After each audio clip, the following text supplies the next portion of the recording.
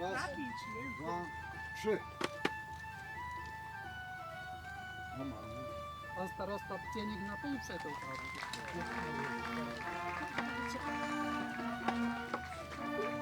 Ładnie ustawiony.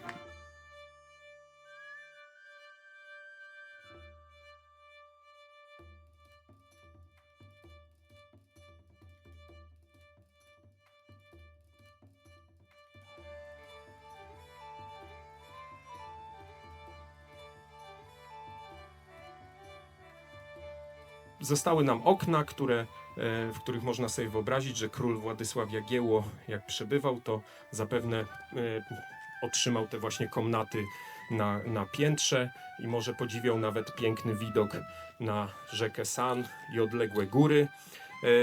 I miał również blisko do ważnego elementu w zamku, czyli do miejsca, gdzie król chodził piechotą, bo w resztkach tego muru, od tamtej strony, jeśli Państwo wyjdziecie sobie na taras widokowy i spojrzycie, są pozostałości wykuszu zamkowego, gdzie znajdowała się toaleta, tak żeby nieczystości nie zaśmiecały wnętrza zamku, tylko lądowały gdzieś tam w dole, głęboko w fosie.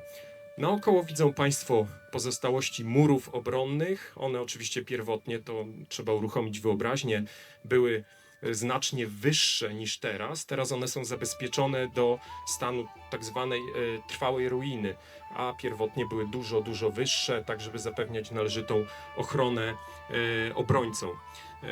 Jeśli chodzi o powód, dla którego Kmitowie prawdopodobnie na początku XVI wieku, gdzieś w latach 20., wynieśli się z zamku Sobień do Leska, przez jakiś czas za Tadeuszem Żurowskim funkcjonowała hipoteza o najeździe węgierskim. Niestety sam Tadeusz Żurowski nie był w stanie przekazać nam nic na potwierdzenie tej swojej hipotezy. Powoływał się na nieznaną nikomu bliżej kronikę węgierską. W trakcie badań archeologicznych nie natrafiliśmy na żadne ślady zniszczeń, spalenizny, śladów jakiegoś pożaru, gwałtownego końca, co pozwoliło nam wysnuć taką z kolei naszą hipotezę, że prawdopodobnie Kmitowie dobrowolnie z własnej woli przenieśli się do Leska, o czym może też świadczyć fakt, że nie porzucili tutaj zbyt dużej ilości cennych przedmiotów. Pochodzę z tejże prawie miejscowości. Tutaj obok do tej szkoły chodziliśmy i wszystkie wycieczki, które były tylko możliwe, nie tylko moje, ale okolicznych tutaj mieszkańców, czy z naszej gminy i z powiatu, właśnie tu się kończyły. Tutaj opowiadaliśmy o historii, ale przyznam się szczerze, Janie, że nigdy się nie spodziewałem, że tak to, co się działo po drodze, że tak były dewastowane te mury, że one kiedykolwiek powrócą na swoje miejsce. To szczególne podziękowanie przyjmij nie tylko ode mnie, ale od tych wszystkich osób, które odwiedzały i będą nas odwiedzać. Szanowni Państwo, w to miejsce przyjeżdżało mnóstwo ludzi, ale będzie teraz jeszcze mogło więcej tutaj przyjeżdżać.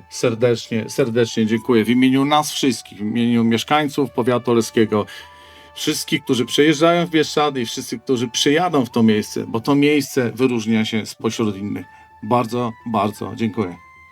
I właśnie żelazne, a w dawnych wiekach brązowe lufy osadzone na drewnianym trzonku, ładowane prochem od przodu.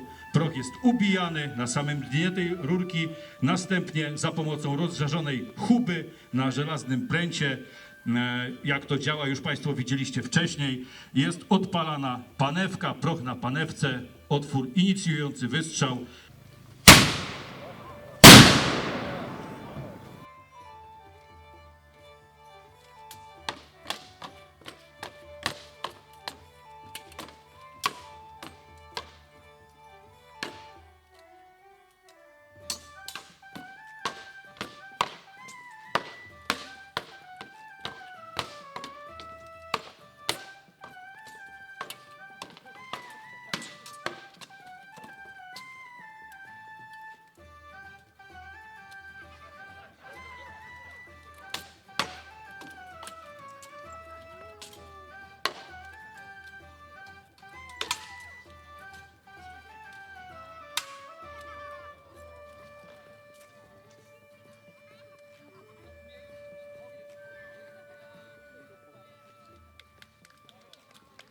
To był główny ośrodek dóbr kmitów, którzy rozpoczęli na przełomie XIV i XV wieku tutaj akcję osadniczą. Tak zaczął się formować kompleks ich dóbr ziemskich. Z jednej strony kmitów, z drugiej balów. To były te dwa rody, które wówczas zagospodarowywały nasze tereny.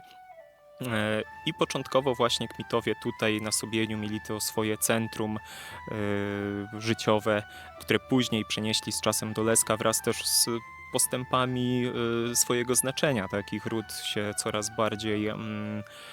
Ich ród zyskiwał po prostu na znaczeniu i prawdopodobnie dlatego z czasem Sobień opuścili, no bo już nie byli w stanie tego zamku rozbudowywać na tym wzgórzu.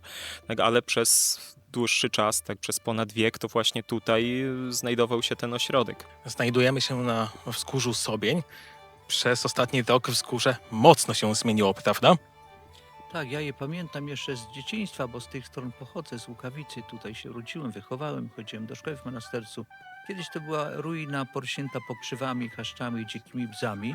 I tak było do niedawna. Nawet gdy z wycieczkami to wchodziliśmy z parkingu jako przewodnicy, to nie wszyscy, zwłaszcza seniorzy, byli w stanie wejść, no bo było ślisko i niewygodnie, niebezpiecznie nawet. Podobnie było z młodzieżą szkolną.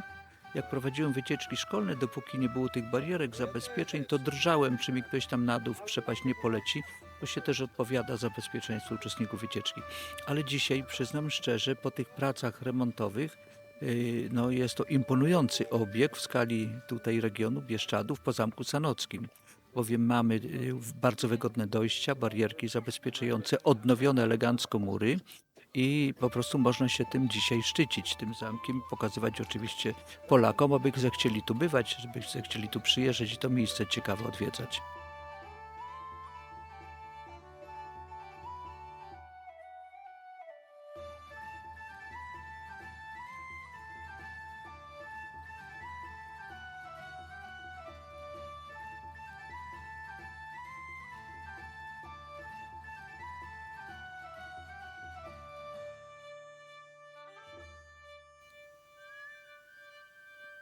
Panie Adamie, przez ten rok mnóstwo się zmieniło na Górze Sobień.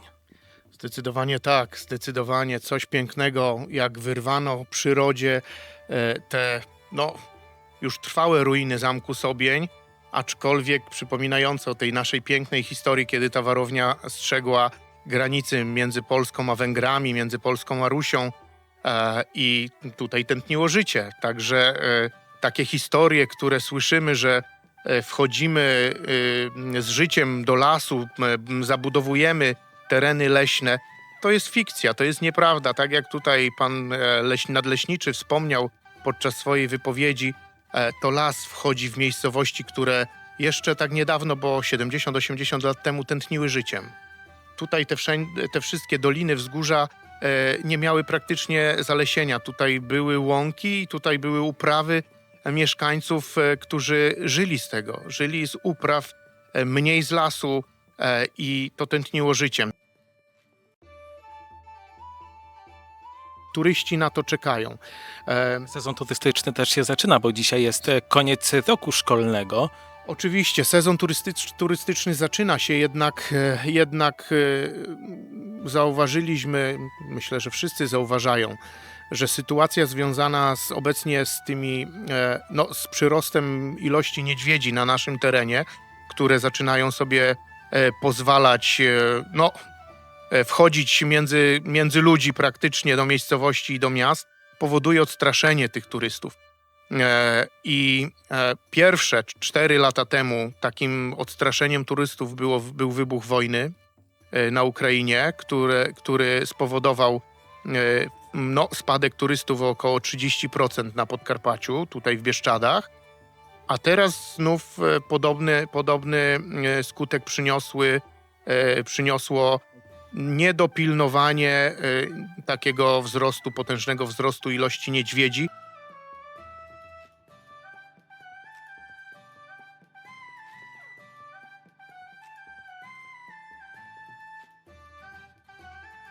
Potencjał został wykorzystany i pewnie będzie nadal wykorzystywany, jak pan myśli? Myślę, że wzrost turystów odwiedzających te podniesione z gruzów ruiny będzie kilkukrotny, co najmniej kilkukrotny.